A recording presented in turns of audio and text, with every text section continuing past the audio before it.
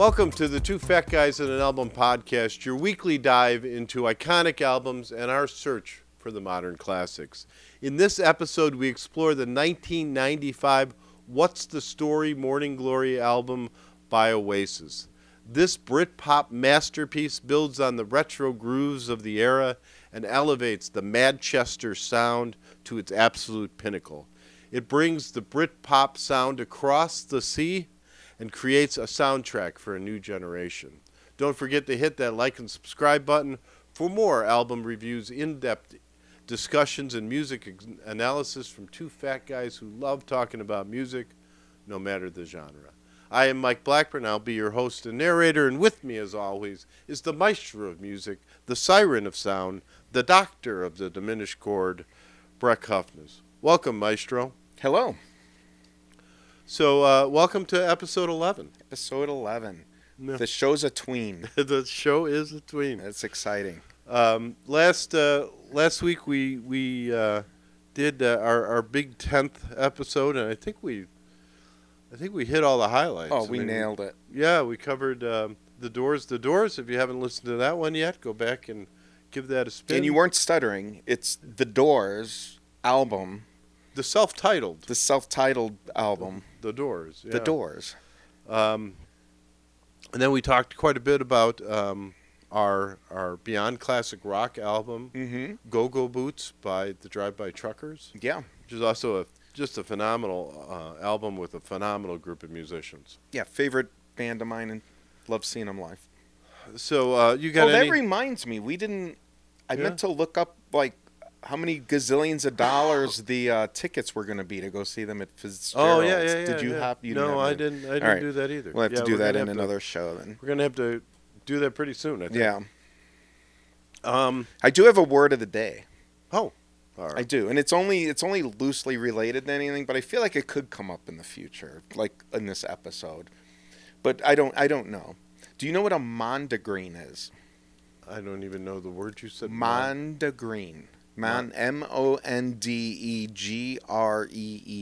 Mondegreen. Mondegreen. Yes. Like the color. Like the color. Okay. No, I do not. Okay.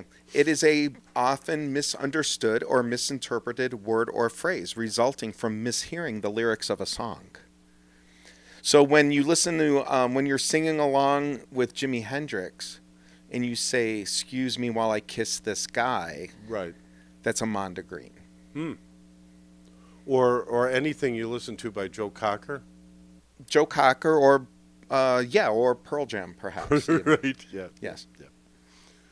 All right, well, that's... trying to bring a little... just laying a little bit of knowledge on everybody. You're maestroing the masses, right? Yeah. It's a great word. So I have a topic for discussion, as you often do. That kind of ties with the album we're going to talk about today. So today is, of course, What's the Story Morning Glory by Oasis. And I'm sure there's some incredible stats there. But to me, this is sort of the gateway into an end of an era. As you sort of move through rock... So on our side of the ocean, this was the same era as that grunge was kind of maybe at its peak or just slightly past its peak. I think by the time this album comes out, 1995. Yes. So 94, I think Kurt Cobain killed himself. Okay. Right? So we're at the kind of the height of grunge. And on the other side of the ocean, you really had this Britpop kind of thing going on. Right. Kind of that built out of the Manchesters, the shoegazer kind of albums. Okay. Right? And to me, then the next thing that really emerges is post-grunge. Okay. So where are we putting Pearl Jam and Soundgarden and... Grunge. Okay. I mean, they're solid. And they're still going on at this time. Absolutely. They have not all eliminated themselves from the music landscape. No, not at all. Okay, so you're just talking about the next sort of sound. The next sound that emerged. Okay, it's weird that post-grunge would come up after grunge, but go on. No, I think you're onto something here. Let's hear it. All right. Well, I mean, so the Stones are still around. They are. You know, so I'm not sure where you were going with that little commentary, but so post grunge was kind of next. Sorry. I'm just going back to our post punk little discussion, I guess, from episode 1, where I think of anything that comes after punk as being post punk, whereas you assert that it's an actual genre. So I'm curious as we go on here, is post grunge the music that came after grunge? So music that came after grunge but was influenced by it. Correct. It's the derivative. Or derivative. is it an actual genre of music? It is a genre of music, and it's because I'm comfortable with it being it's music that is in the lineage of grunge. Yeah, so it's right, and post-punk is sort of the stuff that kind of sprouted or grew out of the punk era, and I would take that even a step further and say that those post kind of era is when something has become hugely popular, and then suddenly it kind of gets corporate influenced and sort of becomes very very formulaic. Well, okay. I mean, I can see that from a couple different points of view. Should we reference post-punk bands? I mean, do you know the bands that kind of fall into category? I mean, is this the same discussion as post-grunge? Did you feel grunge became corporate? And right. So okay. So you have the Nickelback, the Creed. Yeah. Okay. I don't even know how to pronounce Aaron Lewis's band. Stained. Yeah. Staid. I thought there was an N in there. I always thought it was Stained, but we'll have to have Chauncey look that up. But boy, I'm not sure. Okay, all right. Chauncey, Aaron Lewis's band, that he was before his solo career, and I think he's back in it now. Yeah, with an N. Stained with an N. Okay. This Is How You Remind Me, I believe, might be the song from that band. Probably. Oh, darn it. Yeah. Well, they're all in that post-grunge era. They all sound the same. Well, very formulaic. Yeah. Maybe. No, well, okay. I think you're right, but I think you've accidentally stumbled on to correctness. But the road that you took to get there was a little rocky as far as I'm concerned. I think, and I've said this in terms... I haven't even gotten to my main point, but go on. Okay. I haven't gotten to the question, but go on. Well, I've said this with Rush, even, that I had thought that, prog rock had sort of ended with Rush, and I don't think of it in the same terms as you do. In the corporate sense, I just think the music runs its course. It kind of jumps the shark in a way, and then you have to evolve from that. And so you have to become more grunge or less grunge. You have this grunge, it's established, it's done its thing, it's redefined music as it certainly had. But then what comes next? Then you're going to have the bands that are influenced by grunge. I don't think the corporate element I agree with entirely. I think all music, there are the copycats. So I do agree with you that record companies are going to hear something successful and then try to duplicate that. Correct. And so I call capitalize that corporate. Right. I agree that happens. I'm not sure if that spawns a new and sometimes it's phenomenal. I mean, look at the Monkees. You're going to stand alone with that. I can't. That is a hill I'm going to die This on. is like arguing whether or not the earth is round. So all right. So so I think I agree with sort of everything you said, but not necessarily your conclusion. Or I agree with your conclusion. To the conclusion yet. It's frightening. But go ahead, hit me with it. So, post grunge was the end of rock. Rock died with post grunge. And as we're having this conversation, I'm not speaking from.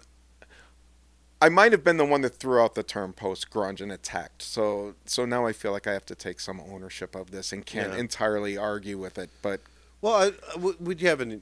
Go ahead. It go ahead. is go a ahead. minor. It's a minor point. And Nothing if you is don't like minor. the term, No, I'm I think totally I actually okay with came it. up with. Did I come up with it independently, or does it actually exist? It actually exists. I mean, it's pretty well established. So I invented if, post-grunge, is what you're saying. if you Google. Oh, I said grunge. Thank pop- you for the so clarification. Chauncey just popped in and said that I texted the term post-grunge. Yes, and then I went back with grunge pop, which I much prefer. But I believe if you and somebody again would have to look this up, but if you went on Wikipedia and looked at Creed, they would be described as post-grunge. Right, but they'd be more correctly described as grunge pop. Just because some idiot in Wikipedia wrote down grunge pop doesn't make it you got to a get your thing. editing skills into Wikipedia. I might go home today and add yeah. grunge pop into it. I actually prefer that as a term. But go ahead. Again, we're 10 minutes into the discussion. We haven't even got to the question yet, or it Was kind there? of. Do you have a point? Well, my point was that this is sort of the end of, this album is sort of the beginning of the end of rock, and by the time you move through the post-grunge era, rock is gone. The stations are gone. There hasn't been a decent rock band other than some middle-tier bands that have made any influence on the last 20-plus years. The average person walking down the street wouldn't be able to name a current or modern rock band that's playing today. Okay. They can pull Rolling Stones. My mother knew who the Rolling Stones and Led Zeppelin were without having ever probably listened to any of it. Rock has lost its place in the world. So the Jack White album we listened to last week wasn't rock, is what you're telling me. So again, no. How many people knew the brand new Jack White album is that great? dropped But yesterday? how many people walking down the street know who Jack White is? Quite a few. Sure, music people. Lots. Music people. Chauncey, did you know Jack White? No, he's shaking his head. But he knew Seven Nation Army. You'd know the song Seven Nation Army. So just because you didn't know Jack White doesn't That mean was you White don't know Stripes, rock. I believe. It's the same guy. Oh, all right. So that's all we got to go with? What? Okay. Do you know the band Wings, Chauncey? All right. All right. Move on. So what is your assertion? Can you say? Yeah, so my assertion is that since 2005, rock is either dead or has the significance of rock in our culture has diminished to the lowest level it's been since the advent of rock and roll in the 50s.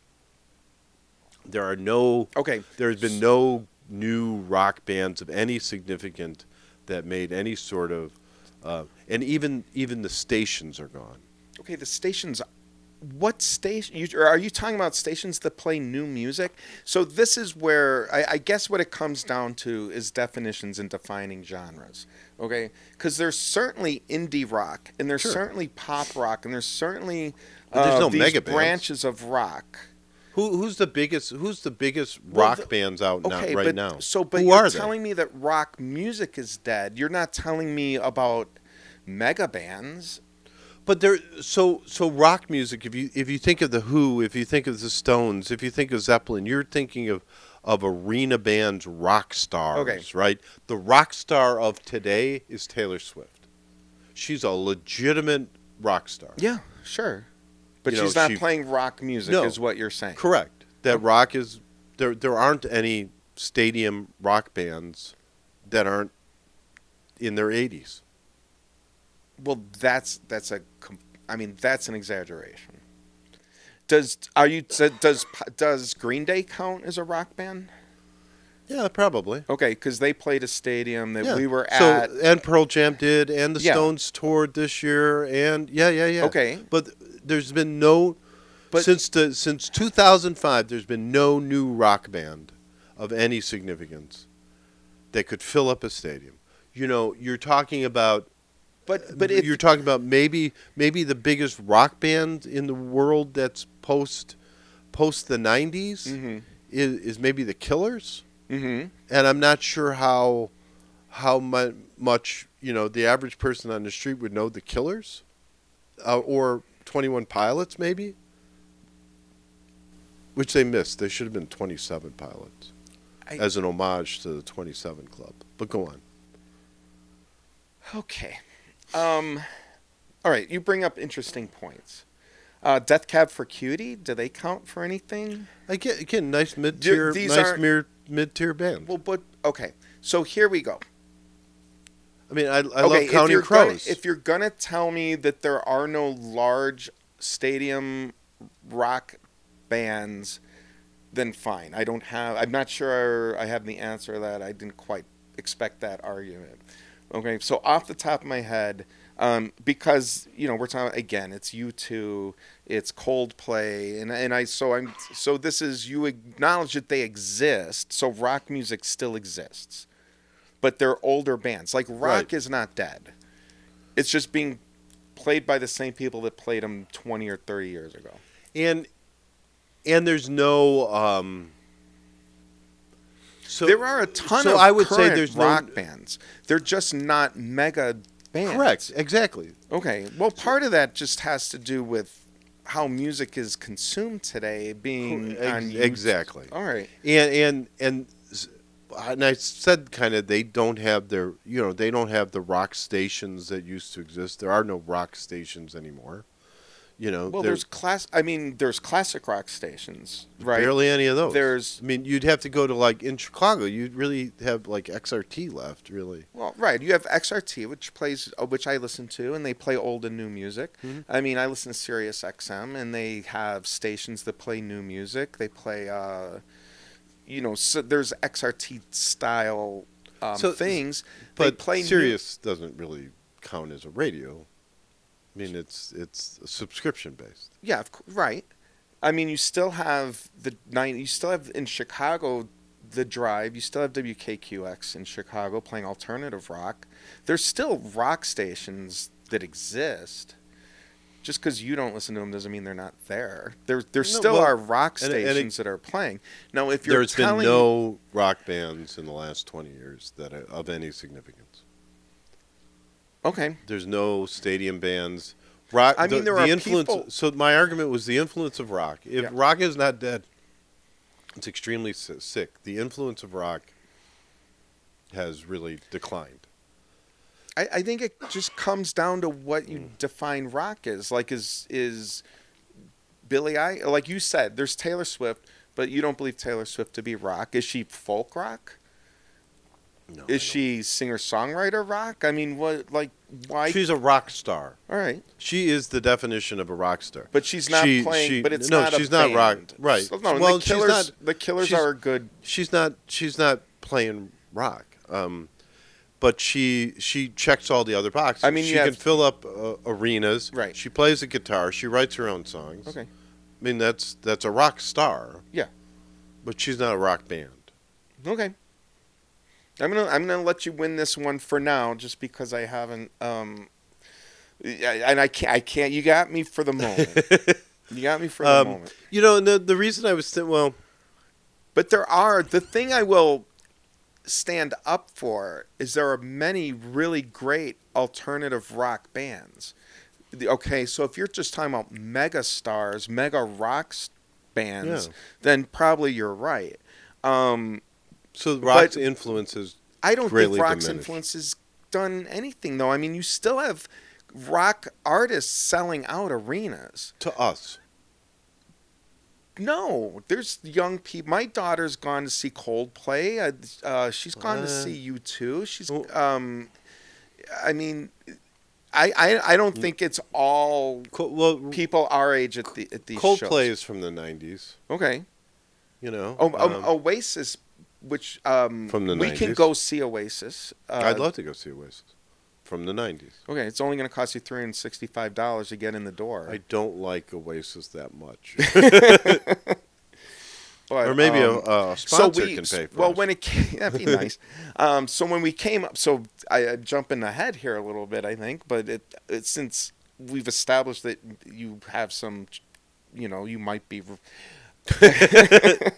But when Oasis first announced that they were going to play, and they're going to be playing in Chicago at Soldier Field, I would have spent good money for them. I'd spend $150 or something to go see them, maybe. Me too. Right? I just thought there's no way they're going to be together by Long August. enough. Right. Yeah. And then there's all that money, trouble getting a refund and all that kind of thing. But you can go see Oasis this summer in various cities around the world. The only reason I bring this up is because last episode we talked about classic rock, and you defined classic rock as really just a radio format. It's a radio format. Yeah. Exactly. And then we talked a little bit about the 27 Club, all those artists like Kurt Cobain who died at the age of 27. Right. And Jim Morrison, and there has been tragedy throughout where a band has lost a significant member to death or suicide or drug overdose or accident or something like that. But now it's more worrisome to me now because you actually have rock stars of our era that we grew up loving dying of old age. Yes, they are. Yep. The Stones are in their 80s. My brother got tickets in 1981 to see the Tattoo You Rolling Stones tour. And I remember thinking, I need to go see the Stones because they're not going to be around much longer. In 1981. In 1981, So they were probably 40 years ago. Yeah. They seemed very old back then. They still seem very old, to be honest. They did. But and now Mick Jagger's in his 80s. Right. Charlie Watts died of old age, basically. Yes. We talked about the band lost their last member. Yes. Every member of the band is now dead. Correct. You lost David Bowie. You lost Neil Peart. So truly the death of rock is starting to happen with them. Just our era of classic rock, they're just passing away of old age. Okay, can I just jump in here with just a small history lesson on Rock is Dead?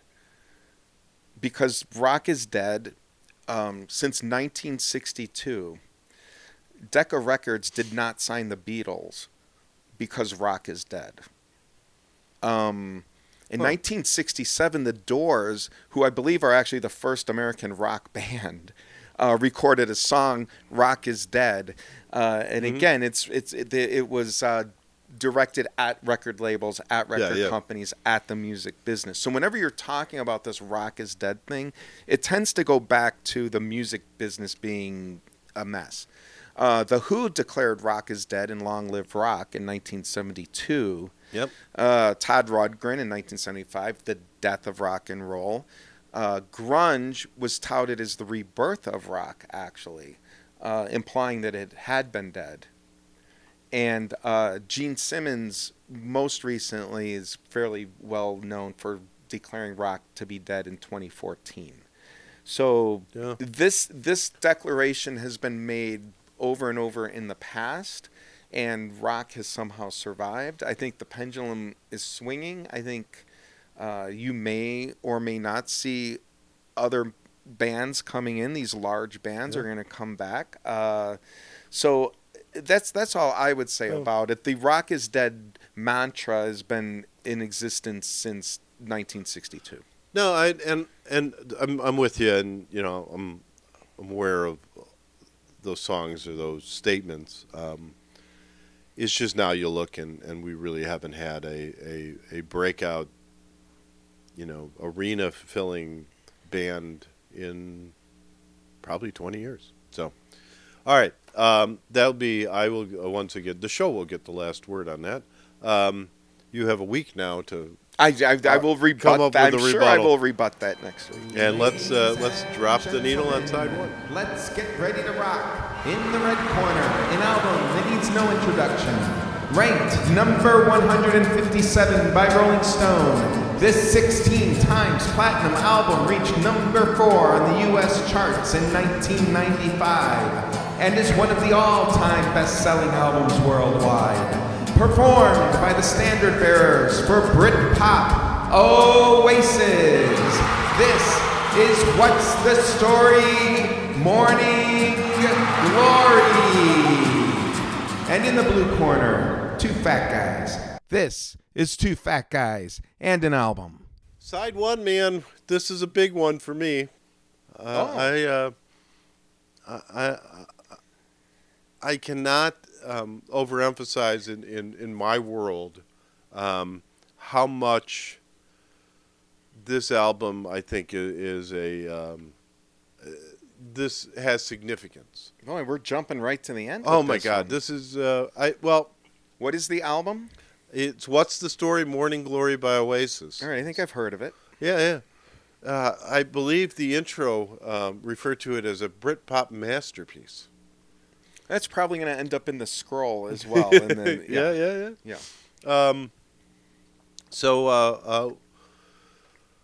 Oasis is a couple British. Hence the Britpop. But they're really the foundation is a couple of brothers, right? Yep, you have Noel and Liam Gallagher, who famously despise each other and yet have managed to create an album that Couple went album, yeah. 16. Well, this particular one, Yeah. 16 times platinum, one of the biggest selling records in the UK of all time, and one of the biggest selling records ever of all time worldwide.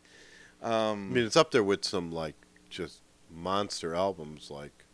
Well, Rumors. Well, it's not quite in that tier. I believe they're in the 30,000, the 20 to 30,000 level of sales. So they're not in the elite of the elite. The Meatloafs and the Rumors and. Well, I thought they were fourth in the UK. Yes, in the UK selling. they are all time one of the most popular albums just for sure in the UK. So they are a brothers. But there's some other big time musicians in this. Well, Alan White's. Are you talking about the Oasis or in that list? Oasis, yeah. Yeah. Well, you have Alan White, the drummer. No relation to Alan White of Yes. That's good to know.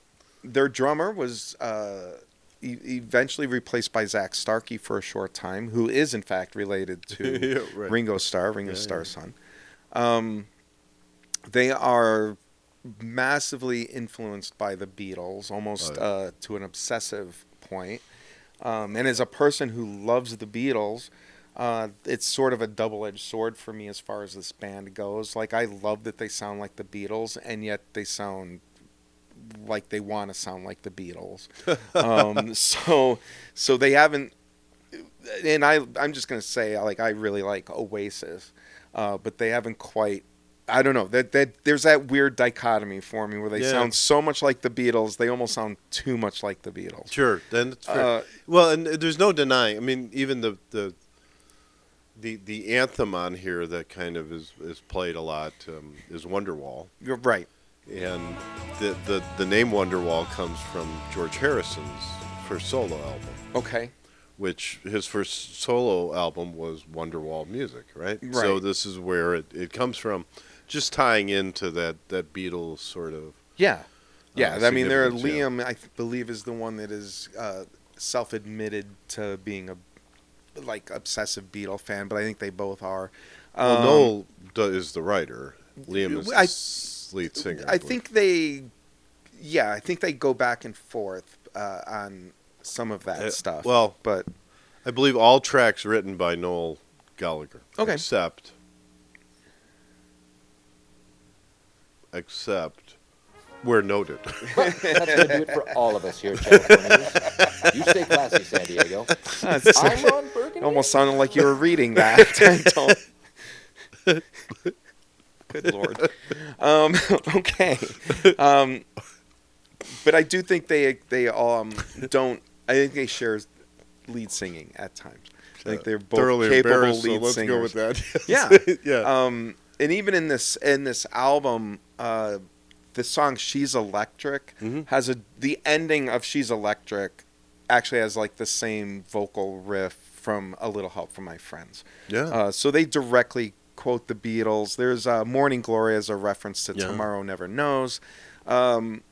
So The there's beginning a little of Imagine. the beginning of Don't Look Back in Anger is pretty much a ripoff of the Imagine opening the piano. Yeah. Not a ripoff, an homage. Homage, Yeah. yes. There'll be several homages today, I believe, as so, we go through so this. I think it's just fair to say they like the Beatles and were heavily influenced by the Beatles. But not their only influence. I mean, they actually have a wide.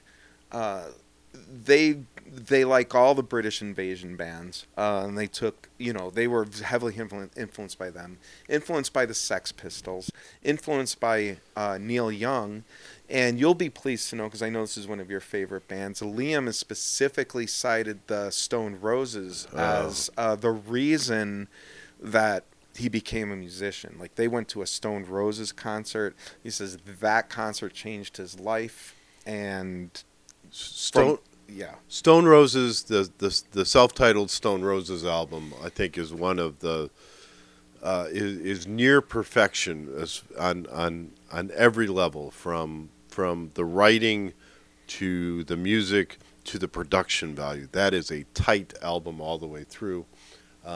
I'm sure we'll really be the Manchester sound. Yeah, I'm sure we'll be exploring that album at some point in the future. I would love to do that. I just don't know if we drop that in the classic rock or if that falls into the I think it's beyond classic rock. I mean, I think it's classic rock, but yeah, it's actually earlier than this, right? Right. So it's 89 or something. No, I mean, that's right. Again, when I listen to it, anytime you're talking the genre to me, again, it's what does this sound like? Mm-hmm. This sounds like rock music. Yeah, yeah. And again, by date, they predate this. And we talked last week quite a bit about the end of classic rock as an era, which I think we more or less agreed was the grunge era and this sort of Britpop era. Mm-hmm. And from then on, and it's not classic rock anymore, at least from a radio You could say because rock is dead. That's not why. All right. No, it's because it's. But from a radio programming stance, that's kind of where they frame it. Okay, so we touched a little bit on the really obvious kind of Beatles influences here. Yes, right. I cannot say enough things about Wonderwall, other than maybe it's overplayed. But I could listen to it 20 times. Yeah, it's in a row. It's amazing. There are definitely songs on here that I could listen to. So over and over the song that I couldn't listen to all the time, is weirdly the first single that was released from this. Roll With It. Roll With It, which I think is probably the worst song on it. That's interesting because I saw a couple things about it. First of all, the worst single on this album, according to you, was a UK 2, so it did very well at home. I do think, if we're getting into digging into this album a bit, like the tracks and everything on it, sure. I do find it interesting. 12 tracks. 12, yeah. I do find it interesting that some of the songs are specifically popular in the UK and some are specifically popular in the US. I did not realize. Yeah. But I'm going to hang on to your Roll With It thing first of all, because I agreed. It's not my favorite song on the album either.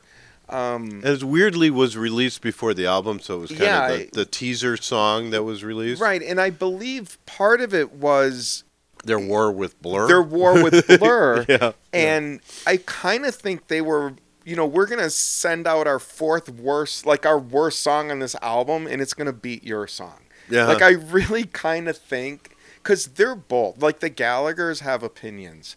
Right, sure. And they're feisty. Including about each other. Yeah, they're very feisty about each other, and they do not hold back in any way. And I believe they actually wished a fatal disease upon Blur. Yeah, they did. Yes. So they publicly and in writing. Yes. They've got some issues, but somehow those issues turn into some great music. So the big hit here, as I recall at the time, was Champagne Supernova. Okay. Which was on an awful lot on the radio. Yeah. Yeah. And it's I was, it's catchy and everything, but I didn't know what to think of that song when it was out. Because that's the worst lyric in music history?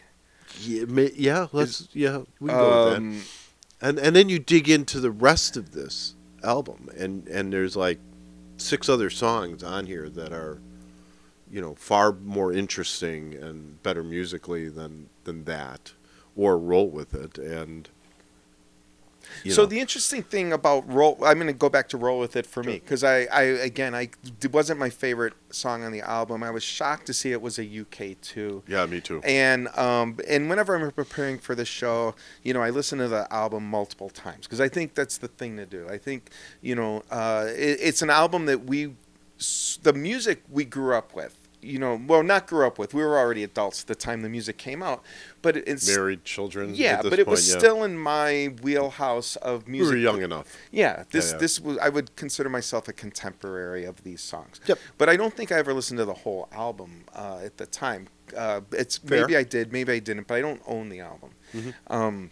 As an album. So when I was, as an album. So when I was listening to it, I'm going through it, I'm like, I don't really like this Roll With It thing. Coming back from the Blackhawks game Friday night, in which they actually won for once, and I was in a really good mood, and I put the album on to do some show prep, Sure. And of course, it being the second song, it pops up, and I'm like, I kind of like this song. I'm in a good mood. Yeah. The Blackhawks won, and it just sounds different. When in the that Blackhawks context, win? it just sounds different Okay. in that context. So I think if you listen to it as just a good old-fashioned rock and roll song, that if you're in a good mood, you probably like it. But if you're thinking too hard about it, you probably won't. Yeah. But, there's, just comparing it to and leaving Wonderwall and Champagne Supernova out of this, but comparing it to like Cast No Shadows and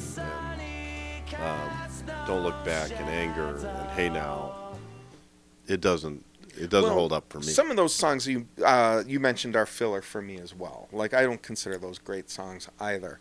Hey Now is a really good song. Yeah. It's All fine. right. Okay. Yeah. Just to close a couple loops here. Roll With It, UK #1. Don't Look Back in Anger. I'm sorry. Go backwards. Roll With It, UK #2. Don't Look Back in Anger, UK #1. Some Might Say, UK #1. Those were all UK massive hits in the UK. Don't Look Back in Anger, I don't think was a single in the United States. Probably not. Wonderwall was a US 8. Don't Look Back in Anger is a great song. I love that song. These are all off of the What's the Story Morning Glory album. Yes, it's all. These are all the the singles, and then Champagne Supernova, as you mentioned, is a US 20. So you have, you have these US hits and you have these UK hits, and they really kind of didn't cross over in the same way. So that's what I was thinking was interesting about it. For me, Roll With It. Previously Until Friday, not my favorite song. Hey Now, filler song. Cast No Shadow, filler song. She's Electric, it's all right. And really, it didn't turn into an album for me, like when you talk about album rock and listening to it as an album in a cohesive unit. Until you kind of get to the end of it, where you have Morning Glory, and then you have the Swamp Song, which is just sort of random, jam music. But I love the way Swamp Song goes into Champagne Supernova, and you don't get that from the single. But you do get it from the album, and it rolls into it perfectly. So my favorite songs on this album: Wonderwall, Don't Look Back in Anger, and Champagne Supernova. By far, I don't get tired of hearing any of the songs. Yeah, and I would agree with those. I think Hey Now and Cast No Shadow, She's Electric are all solid songs. I enjoy those. Yeah, songs. they know. I mean, they know how to write a pop song. There's no doubt. Well, sure, especially if their model is the Beatles. Yeah, I think if you're gonna copy someone, and that's a pretty good thing. That's a good thing to do. And I actually don't mean to disparage them by saying copying or anything, but the influence is clear. Well, it's not just obvious. It's blatant, Yes. right? So they're blatantly kind of using Beatles riffs and Beatles. It's the sound of the Yeah, yeah. Beatles, and So, which yeah, again, is not a bad thing to copy, and it's the Beatles for kind of a new generation. yeah, Yeah, yeah, which is cool. Fair enough. You know, and hopefully it may have turned some of the younger people onto the Beatles at the time. Yeah, I would think so. I think if you're out there and you like Oasis and you haven't given the Beatles a listen to, you probably should. And I would say the other way around. Like if you're a Beatles fan and you haven't given Oasis much thought, you'd probably like Oasis. I totally agree. So that before we get into so that's What's the Story, Morning Glory by Oasis, and the final kind of thing we do with these albums is we kind of discuss landmark or perfect album, where you, as the maestro of music, the siren of sound, the doctor, the diminished chord, Couldn't get that out. could not get that out. I'm fighting a little bit of a cold today. Okay. I'm trying to figure out if I have to turn the page to get to this question. So go ahead. So do you consider this a landmark album?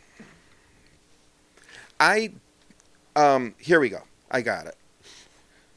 I put it on the wrong page because even on the 11th show, I'm still not sure what order these things go in. But this is, to me...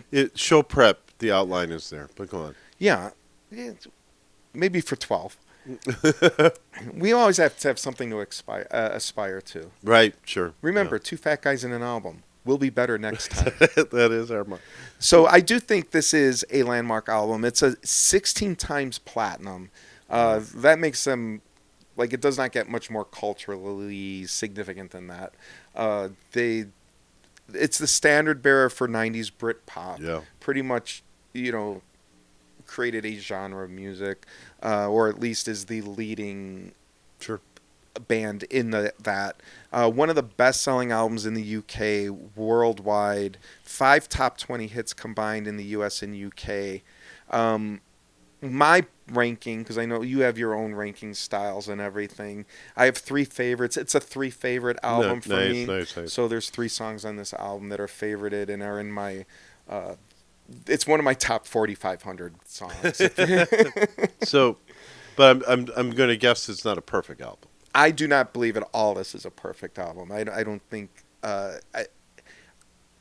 it maybe if somebody grew up with this album because it is... they are a generational band. Yeah. I think they are a band that speaks to a particular age group, and I could see, people embracing this album in its entirety. But from a critical standpoint, I had no. Okay. All right. Well, I think we're going to have to leave it there, which brings us to... Darn it. A live read as soon as I cough.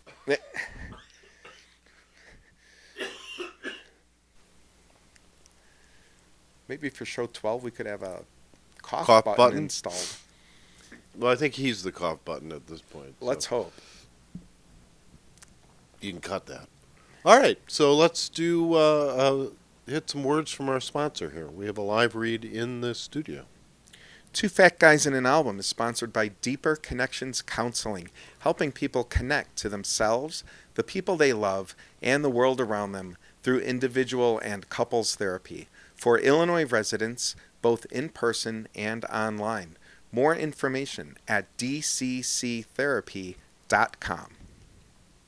We talk on this somewhat matter-of-factly on the show about people who have struggled with mental health and unfortunate endings. But it may not be... There's more issues that can happen through mental health than simply the suicide of the 27 Club, and a lot of those pressures of society and whatever can work its way out in problems in a relationship, whether that be a friendship or a marriage or a partnership of some sort, and it's pretty awesome to have somebody to talk to from time to time. Or, not letting those relationships die on the vine, but seeking some help. And these are an excellent group of people to go talk to. If you have some questions, you're having some problems. Deeper Connections Counseling. Yeah, amen. And I think we got a couple other sponsors. Hey, two fat guys and an album fans. This is Diane Blackburn, realtor with Baird & Warner and proud sponsor of this podcast. I pride myself in being committed to serve as a trusted real estate advisor for all my clients. Whether you're looking to sell, buy, rent, or lease, feel free to reach out and let's chat about how we can work together to make it happen. If you're watching, scan the QR code for my website or give me a call at 630-638-1999. See you on the flip side. Are you someone who needs help with their Instagram or TikTok? Well, you're in luck. LR Media is here to help. Email me at laurarose2003@aol.com to get started. Let's make your social media shine. So side 2 is where we typically talk about what we're listening to, maybe some new music we found that we'd like to share with our audience, and some upcoming shows I think we're either interested in seeing or maybe some that we've seen. So do you have anything this week? Well, I'm watching a couple things. Okay. I'm always listening, but watching a couple things. Squaring the Circle, the story of hypnosis, is on Netflix, and it's a 2022 documentary, but I don't know if it just came out or if it's been there for a while. Have you heard of hypnosis in relations to rock music? No, I'm trying to figure out where you're going with that, because I'm like, I just watched an episode of The Sopranos, but I didn't bring it up here, so. It's about music. Well, So, all right. if you haven't heard of hypnosis, It's actually really interesting because they are the people that did the cover designs for all of the great rock albums that you know and love. Ah, okay. And so it's not about hypnotizing people. It's not. Okay. No. All right. In fact, That's where I in was. fact, the title, since you brought it up, the title of their their company. Yeah. Hip, of course, hip. HIP? HIP, cool. Yeah. And gnosis, Gnosis, Gnostic, wisdom. And they combine those two words, and that's how they got their title. But you would know that if you had seen the documentary, because they go quite into it. It's on Netflix, and the film features interviews with lots of. It's fairly new. It's 2022. Roger Waters is on it. David Gilmour's on it. Jimmy Page, Robert Plant, Paul McCartney, Peter Gabriel, and Noel Gallagher, of course, all talking about album art. They first started with Pink Floyd, and they did the first album covers for Pink Floyd. And you mean like metal and way back in the day, or? That's I'm going to say yes, actually, because they went way back in the day. They were friends with Pink Floyd by accident, like they had stumbled into a artist, a bunch of weirdo artist people in London, and Pink Floyd was part of that group, and so they got to do their first albums. But they did, in fact, do Adam Heart Mother. They did do, for sure, like things that were discussed, Wish You Were Here, and of course Dark Side of the Moon. So and Animals. So they talked about those. So it's primarily like the British bands? It is primarily British. Yes, 10cc is also involved in that. They did lots of Led Zeppelin. They did just all. And when you talk about earlier in the show, the classic rock being an era. Yeah. Album art was an era back in the day. And where you would get that, and Noel Gallagher actually talks about this in the documentary, how he would just buy an album and he'd be on the bus and he wouldn't even be able to hear the album yet, but he would already be looking at the artwork or popping it open and looking at the liner notes and who's playing on this album, and if there's lyrics and just everything that enhanced our enjoyment of that album. The album art at one time was really critical. Sure. And it kind of went up, and their particular involvement lasted from the early days of, say, Pink Floyd up until about 1980, and then they sort of as a company dissolved, they had their own. It was two guys that essentially ran the company. They were best friends for the longest time, and they had their falling outs and things like that. But it's really a great. I highly recommend it. Yeah, sounds fun. If you are like that sort of a thing and you love album art, they did a great job on this. And I remember laying on the bed trying to figure out the significance of the pictures of the album. You know, we talk a little bit about when you screwed up like what double entendre meant way back in like the moving picture show. I didn't. But you were go talking on. About how There was even a triple entendre in that show, which was boy. related to the album art. Right. So that's album art. Right? Yes. And you know, thinking about a lot of the Genesis album covers. Yep. You could stare at some of those for a long time. Yeah, I mean the artists. Yeah, those sure. album covers meant something at the time. They did, and they were, you know, they were what you had to kind of visually take you into the album. Yeah, as into the as you're music listening and all to it. that. Yeah. Very cool. So I think you would really enjoy this documentary, Squaring the Circle, the story of hypnosis. Yeah, very cool. And we switching topics a little bit. We both have kind of fallen into. So a couple weeks ago, we did Aqualung from Jethro Tull. Right. And one of the things that came up was that Jethro Tull recently put out a new album. You're right. I think it dropped yesterday or 2 days ago. Very recently. A couple weeks ago, maybe. The entire album. He had a single out. Oh, yes. Yes. Yes. You're correct. It is a couple weeks ago. Yeah. You're with me. Yes. So the album's called Curious Ruminant. Yes.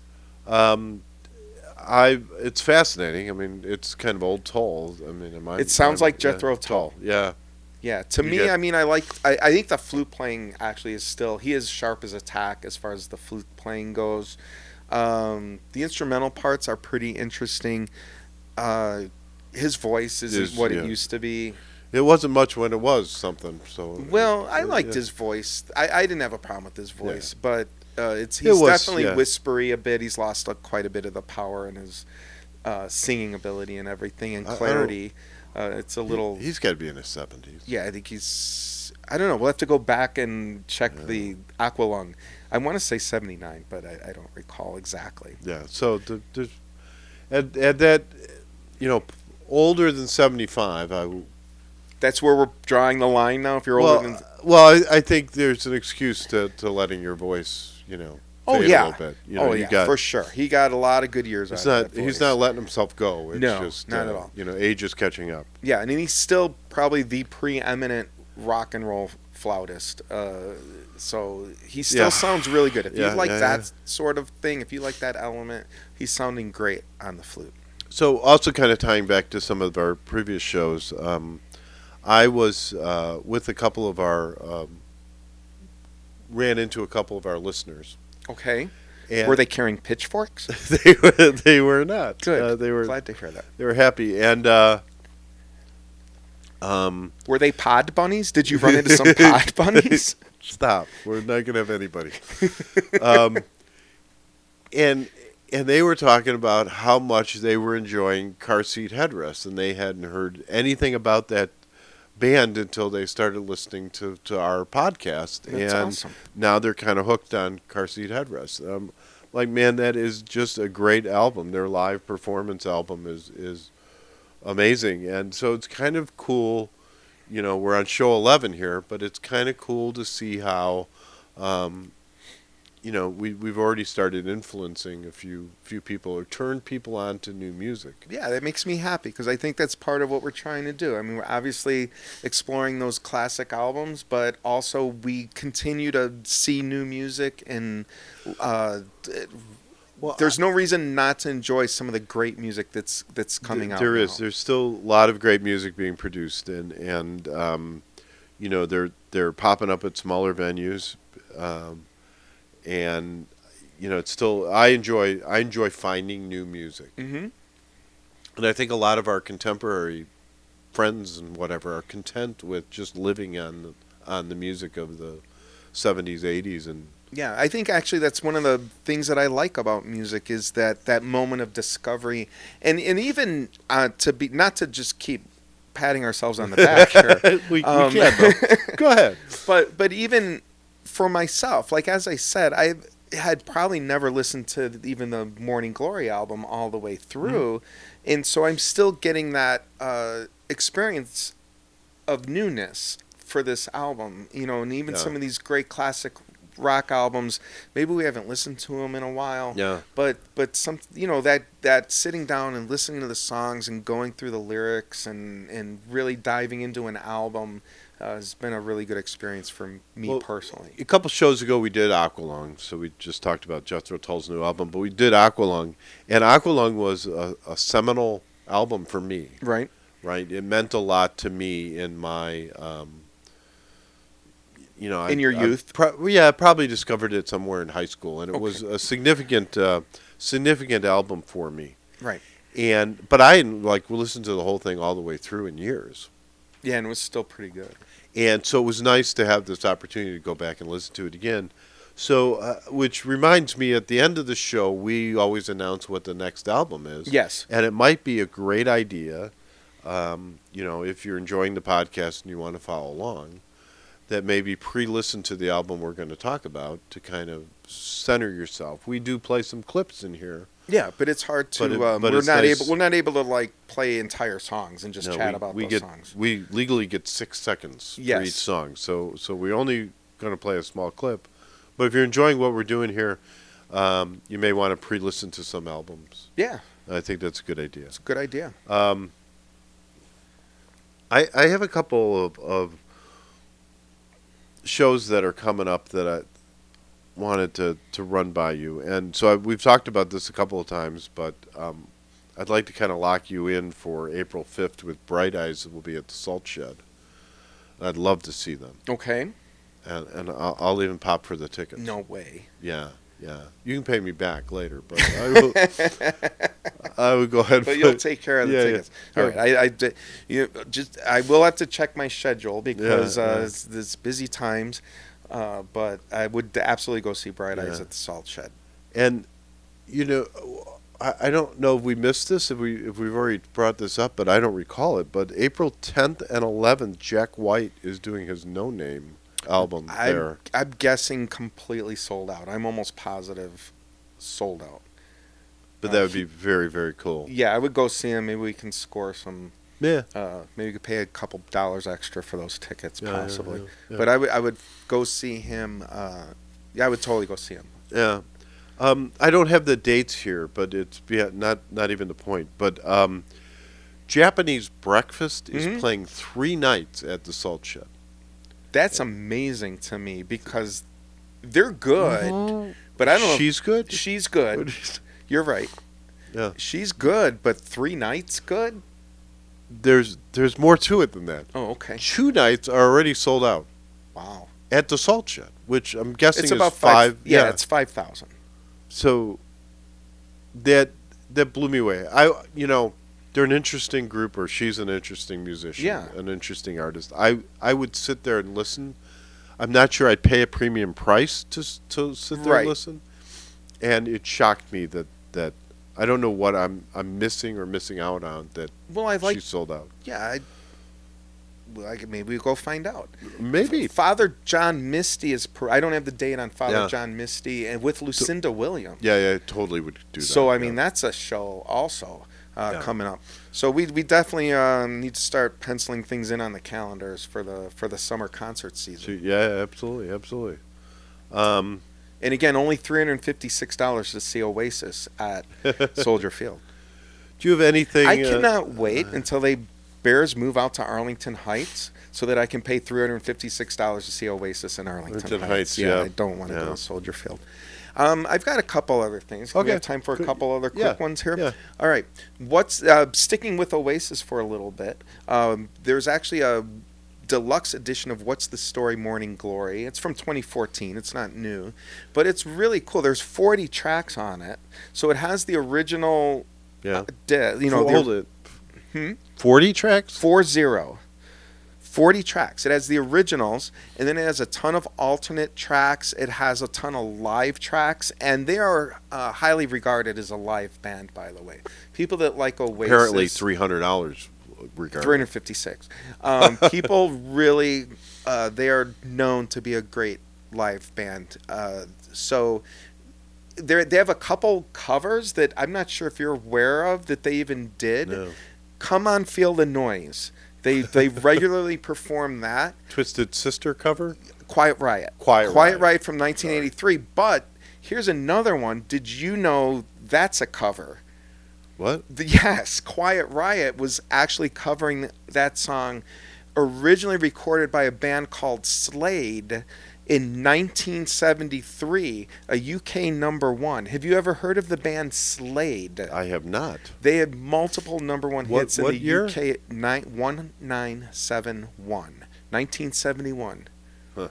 And they remarkably, I was not following British music in 1970. I know, they're keeping this a secret from us. So Slade was a significant band in the early 70s in Britain, in the UK. And you can find this on YouTube, the Slade version. I recommend everybody do it, quite honestly. It sounds quite a bit like the Quiet Riot version. Like if you thought Quiet Riot was heavy metal or whatever you want to term them to be, and we've had this discussion. Right. Yeah. Okay, Slade sounds exactly like them. Exactly. Oh, cool. The only difference is they have like a walking sort of 50s rock bass line to it. Yeah. Which makes it really sound different. But the vocal quality is the same. The distorted guitars are the same. So if you want to look for an early contender for metal music, check out Slade. Oh, I'm sorry. I said the date wrong. 1973 for Slade. Yeah. Okay? But you'll enjoy that. And then, so I think that's a really great disc to check out for all its live stuff. We also talked about how they were big Beatles fans. Yep. Did you know the B-side to Don't Look Back in Anger was You've Got to Hide Your Love Away, Beatles song. No, I didn't. And so I have that cover of that as well. So You got to find the 45. yeah. Got to hunt that down. For the B-side? Yeah. That's true. I don't know. That's very true. Anyways, the What's the Story Morning Glory Deluxe Edition, if you want more Oasis and live cuts and alternate takes and covers and things like that. And you don't have to pay $7 bazillion for it. It's streaming, so you just go get it. And then my final one for the segment, How Lucky Can One Man Get? It's a movie of John Prine's 2010 Proviso East concert. So John Prine being from Maywood, Illinois, and they are showing this movie at the Des Plaines Theater, which is a really great venue. It's not just a movie. It's not actually a movie theater anymore. It's a concert venue, and they do lots of national touring sort of cover bands as well as original acts, classic acts. They have a really cool variety. Also affiliated with the Arcada Theater in St. Charles. So they're owned by the same guy. But on April 9th, they will be doing the showing of this movie, and they will also have a panel discussion with family members, and it benefits the Maywood Fine Arts Society. Nice. So You're I am a John Prine fan? Me? Yeah. Big time John Prine fan. Yeah. Do we have to drop the gloves over John? No, Prine not right at now? all. Not at all. Yeah. Not at all, So I'm unfortunately previously engaged that evening, but if I wasn't, I would love to be at that. Very, very cool. All right, I think we got to move on. Got to switch albums and switch over to side 3. This episode of Two Fat Guys and an Album is brought to you by Smidge Films. If you're looking to bring your ideas to life with some cool cinematic work, Smidge Films has you covered. From brand stories to promos, we'll help you tell your story in a way that really sticks. Check us out and see what we can do for you. So welcome to side 3, which is Beyond Classic Rock. And we're going to cover today the album Prairie Wind, which is the 2005 album by one of the classic rock legends on so many levels of Neil Young. Neil Young is a solo artist who we saw and enjoyed. I mean, I think we saw I've not seen him, I don't think, as a solo artist. Oh, we saw him with Crazy Horse I guess that's right, yeah. At Poplar Creek in maybe 1983. Right, it'd be right around there. Right. And And then I believe we also saw him with Crosby, Stills, Nash and Young. That's what I remember as well. Yeah, so that would have been either slightly before or slightly after. Right, I'd have to but it go was back that and see if they same were era. actually talking to each other again at that time, Yeah. but I don't remember. And I want to say that was probably also at Poplar Creek. It was, Yeah. for sure. So, again, sometimes I got to venture into the rafters of the garage here and find my Your ticket stubs? Yeah. Yep. I know the box. I have to send Chauncey up there maybe and get them. So there's no, Neil Young is been making music for a long time. We talked about him a little on the show already, a couple occasions. Yeah, I mean, he was a member of Buffalo Springfield with Right. Stephen Stills in 1966, recorded with the Deja Vu album in 1970 with Crosby, Stills, and Nash. And it's been just a major artist and influence on the music we love. I mean, he's considered like the Godfather of grunge. The Godfather of grunge. Yeah, I was even yeah. going to say that of my own. You're Look not at- going to look get at you're you. not going to get an argument out of me on that one. Look at you. Neil Young. And did you know he made he's got a 1995 album that he made with Pearl Jam called Mirror Ball. And so yeah, I think I remember seeing that. But this album is interesting. It's got 9 tracks on it. Is that 10. 10? Yep. Gonna talk to my editor. All these songs were written by Neil Young, but he has just a treasure trove of artists with him. Okay. It's amazing. Kind of to tie back to a couple of previous conversations on here. Mm-hmm. The main kind of artist with him is Spooner Oldham. Okay. Go ahead. From the famed Muscle Shoals Yes. rhythm section, Right. and toured with the Drive-By Truckers, and was on the tour that we saw the Drive-By Truckers. It's all connected. It's all interconnected. Yeah. I mean that.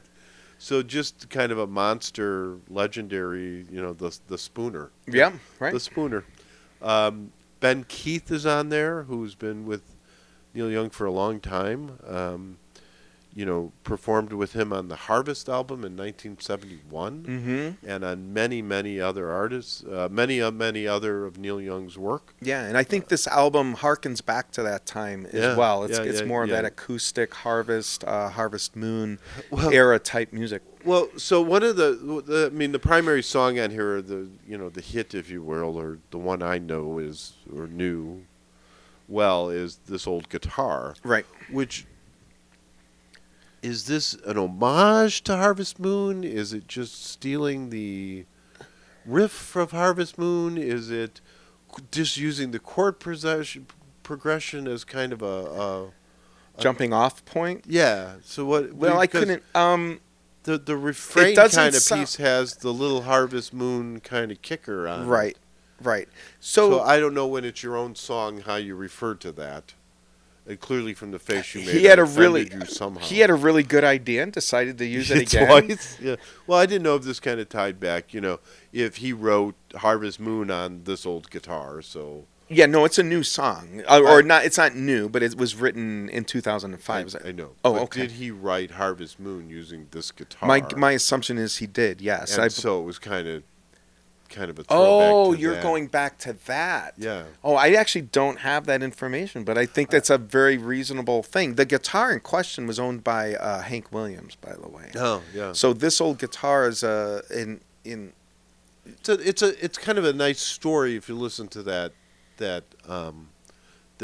song, because it's like I don't this is a piece of art, this guitar. Yeah, and I think he's got a And relationship I got with it. Right, I got it. I used it to create things, and that's why I thought maybe since there's a little Harvest Moon kind of piece in there, if he wrote Harvest Moon on this guitar, and so it was kind of okay. tied to that. Well, that's a And reasonable thought. But his he's not. This guitar is going to outlive him. Yes. And it's going to be passed on to somebody else. Hopefully, He's a maybe caretaker of the guitar. Right. So, like all art, you're Yeah. just sort of the caretaker. But Yeah. to kind of finish the artist thing, because I got sidetracked by that. Rick the bass is on here. Okay. You are missing my favorite artist, but go ahead, talk about And- Rick the Bass for a Rick the second. Bass is one of those kind of famous studio bass players and touring musicians with different. He did work with Crosby, Stills and Nash. He did work with Emmylou Harris. He did work with Etta James. Bunch of heavyweights on this album. And then they've all worked with Emmylou Harris, who My also happens to be on the album. My absolute favorite, Does some Emmylou harmonies on Harris, here, yeah. voice of an angel. When I make my album, I want Emmylou Harris singing on my album with me. She has another great album, by the way, with Mark Knopfler called All the Road Well, maybe Running. we should just have her singing, because have you ever heard you sing? If You're I have a musician, you're the maestro of music. I am. I'm not a singer. I don't You're claim to be not- a singer. Yeah. Okay. So yeah, Emmylou Harris, absolutely love her, and she's part of what makes this a great song. Yeah. I love this song. So I enjoy. It's. You suggested this album, and I just went into gushing over the artists. All the musicians on here. Mm-hmm. Kind of the cute little play of old. This old guitar. The storytelling on here is his kind of typical themes. Okay, I'm gonna save you from this right now. All right. Okay, first of all, I love this album. I absolutely love this album. It's one of my favorite albums by him. And he has many, many albums. This is his 28th studio album. He's had many before. I love this album. I don't care what you're getting at. If you're implying that I could have picked any other album, I love it's fine. this. It's fine. And honestly, I would pick 10 other Neil Young albums that I love. These are very personal and introspective songs. When you say themes, he's kind of reminiscing about his youth, reflecting on time. It's been referred to as a nearness of death album. At this time, his father was gravely ill and actually passed away quite very soon after the album was released, or just before it was released. I'm not quite positive on that. And he had Neil Young himself had suffered an aneurysm, so he was facing his own mortality at the time of this album, and these songs all kind of reflect that. I think it's a much more profound album than you are even coming close to understanding, and I feel sorry for you that you don't I haven't even grasp said it. anything. You are making very judgy faces. And so when we talk about a nearness of death album, you might think of Warren Zevon's "The Wind" and when Johnny Cash, recorded, and these. So there are real. Almost the most depth you could possibly have. The Painter is a wonderful song. A couple of these songs are directed at his daughter, who is a painter and was a painter. There's some life events where she's graduating college and moving out of the house. Here For You is the song where he's telling his daughter that he, basically loves her, and he's always going to be there for her as she goes on her adventures. Falling Off the Face of the Earth was inspired by a voicemail left for Young by one of his friends, who was telling him how, like, it was a nice voicemail because Neil was in the hospital and was put in, and it was just one of those this might be it voicemails, and I just want to tell you how much I appreciate you and love you and things like that. There's songs about his father. There's multiple songs about his father and fond memories of him. Making music with his father for the first time. It's a wonderful So album. you like the album? I love this album, and even and honestly, from the day it came out, I love this album. So even going a little deeper into the meanings of it that I probably knew somewhat at the time, but even revisiting this album. So again, this is Prairie Wind. Prairie Wind, 2005. Yes. So Yeah. I think that's significant that it's not Neil Young in the heyday of the 70s when Right, he had a bunch of hits. It's not Neil Young in the kind of the grunge era when Right, he was I feel kind like- of refound by Pearl Jam and kind of Yeah, no, brought I out feel this- like this was almost a yeah. another career for him, like a rebirth of his career at this time. Not that he's ever, again, he's releases records all the time, but I think the popularity of this one was fairly large, and I feel like this it made him. So talking about all these bands, like say we've talked about Yes, and we've talked about Jethro Tull coming out with albums. Yep. This is an album that is just as vibrant to me as his earlier works, and I can get that. right. And now you're talking about his first stuff in 1966, and now we're 40 years later, and he's still writing meaningful music. I think that would be 50, but go on. I trust your math way better. You're the scientist. No, that's 40. Yeah. Yeah. So you know, you got to give him some props for that as well, I think, for being vibrant and creating new, meaningful music for really his entire life. I'm not going to argue. And if you like Neil Young, I mean, this is a great example of the work Neil Young does. Neil Young,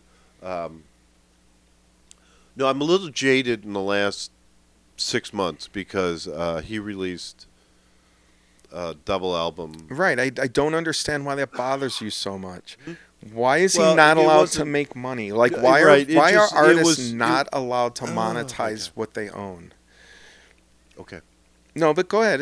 You make whatever point you were going to make. It just seems like he's going through the closet and finding stuff and putting them together. You've and- never and had a putting them up. garage sale. No, well, that's what it exactly is. It's the Neil Young garage sale of music. And, Okay. And so it's all a lot of the same themes. He has these sort of buckets he puts his angst and his anger in, and they come out. And you're right.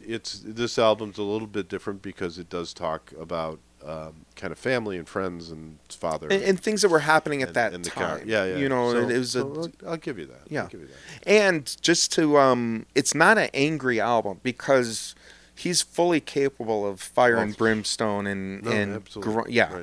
Right. This album in particular is quite a bit more introspective and does harken back. Like I'm not going to deny that it goes back to Harvest and Harvest Moon and things like that, which are sounds that I love by him. So you made a face when I suggested that there was sort of That he had reused an idea. that it wasn't. It's I don't know what you call it, a chord progression, a riff. Well, chord progressions. There are only so many. But Right. It's clearly Harvest Moon. I don't hear it that clearly, but if you played them side by side to me, maybe I would. Yeah. Like it didn't strike me in the way that it struck Well, you. so I just thought it was cool. Yeah. More. I wasn't. It wasn't. You weren't knocking him for it necessarily. No. It was just like, oh, is this the guitar he? Yeah. No. I think he that's a wrote great. Harvest Moon on. It's actually really interesting. Yeah, and And a really interesting thought. Yeah, so that's it. Where do you put this perfect album? For me, this is absolutely a perfect album. This is a Nice. no doubt, absolute perfect album. There's not a single song here that I don't want to hear. It's beyond perfect album. All right, so the Maestro Music declares Prairie Wind, the 2005 Neil Young album, Perfect. a perfect album. Yes, I do.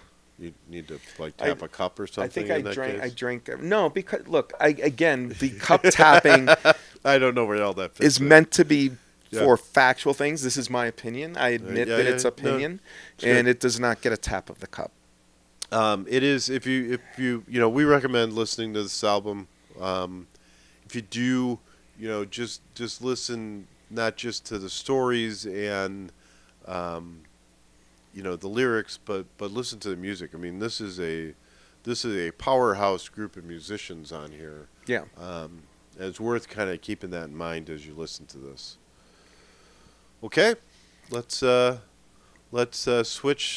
flip this thing over one more time to side 4. So, side 4, we start with your ranking of music. I don't know why you forced me to rank music. So It is the thing I do the worst. It makes you the most uncomfortable. So this is where we would take the main album of the day, which in this case is Morning Glory. Morning Glory by Oasis. Yes, and put it in order. So this is our 11th. it is. So where on the 11 albums we listened to would you put this? Yeah, number one is Moondance. Of course. Yeah. You know. I don't remember. I went back and I did officially switch London Calling ahead of Blonde on Blonde. I'm making that did, yes. declaration. London Calling is Which 4. I also have that order. Okay, Yeah. Blonde on Blonde is 5. And then So what's 2? Sorry. 2 is The Doors. Doors. All right. Yeah. And then we had this whole thing like Dream of the Blue Turtles, and I liked it. And then I had second thoughts about this. I still like the album. I still think it's a really important album. I think at the time Dream of the Blue Turtles came out, it was music that I had never heard before. It was seriously like not jazz. It was the amalgamation of jazz and rock. It was pop played by jazz musicians in a way that it hadn't really been done before. Raz. So, having said that, I think that I had switched it with Brothers in Arms. I have Brothers in Arms ahead of Dream of the Blue Turtles now. What's the Story? For me, although a really wonderful album with many singles on it, sold gazillions and gazillions and gazillions of records, is the album perhaps of a generation. Yep. Maybe not our generation, but of a generation. Yeah. I have it after Brothers in Arms and ahead of Dream of the Blue Turtles at 9. Nice. All right. Well, that's fair. Yeah. We went through my list last time, and I'll wait till the 20th episode to rank all To mine. reveal, to give the correct answer, I think. Yeah, to give the show's answer. Yeah. But very cool. So next week, let's do the next week first. We are actually going to do a listener requested album. Oh, that's exciting. Which is our first listener requested, and listeners can't be wrong apparently. They might be. Let's find out what the album is. Yeah. So we are going to do Joshua Tree by U2. I'm looking forward to that. That should be an interesting one. So we are encouraging now for maybe our listeners to give it a spin, to listen to it ahead of time before you listen to the show. Yeah, just so that we're not calling out song titles and you're like, oh. Yeah, I kind of remember that. Yeah. So that's very cool. So with that, as always, we'd like to thank our director and production team, Chauncey from Smidge Films, our PR team from LR Media, and our sponsors, Deeper Connections Counseling, Diane Blackburn from Baird and Warner, Smidge Films, LR Media, and if you like this, please, like and subscribe. Leave a comment. Comments actually really help us to get found by other music-loving people. So yeah, and we check them. I read them all. Yeah, I read all the comments, and we reply to the ones that we're able to. He does. The Maestro is. Try to keep up with that. He does. He does a fabulous job on that. So with that, I'm Fat Guy 1. Fat Guy 2. We'll see you next week.